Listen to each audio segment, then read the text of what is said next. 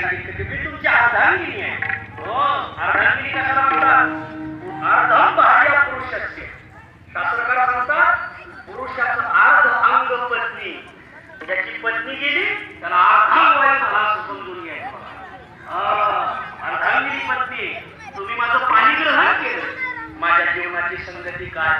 आणि त्याने सांगितलं तू रमणार माझ्यापाशी. हो, बसली बसली दगड आणि खेळा रचला, बुजवून टाकलं पत्नीला. मला साधना करत बसले. बसल्यानंतर 5-6 दिवसांनी तिथं काही व्याज पारखी आले आणि त्यांनी कानोसा घेतला, काहीतरी साधय आला. सगळा खेळा पाळण्याचं नामस्मरणाची ध्वनी आणि पाळण्याचे कान वळले. महाराज हे आईसाहेब तुमच्या पत्नी आहेत म्हणजे? हो. तुम्ही का टाकलं त्या परमार्थात काय?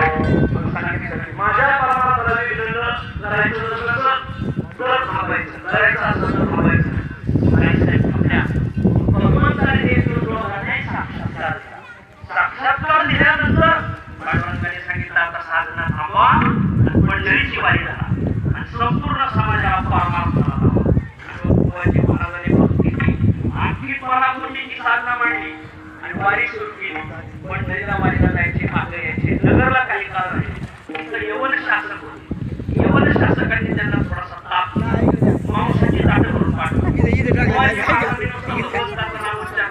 श्री विठ्ठल किती सगळी मांसाची ताटं, त्याच्यात संपूर्ण तुळशी, पेढे, गुरमुरे, पत्राशे असं यवन शासक तुला आम्ही तुम्हाला त्रास देऊ शकत नाही. वाड्यात आज सुद्धा विठ्ठल मंदिर प्रसिद्ध आहे. अतिशय सुंदर पांडुरंगाच्या मूर्ती आहे. इथं एकूण 8 ब्राह्मणात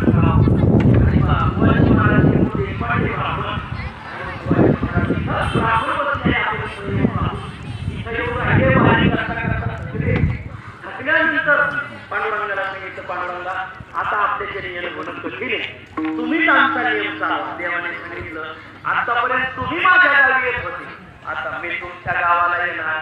म्हणजे मी येणं तुम्हा सर्वे गावाने तेव्हा तुम्हाला नेऊन काय करायचं?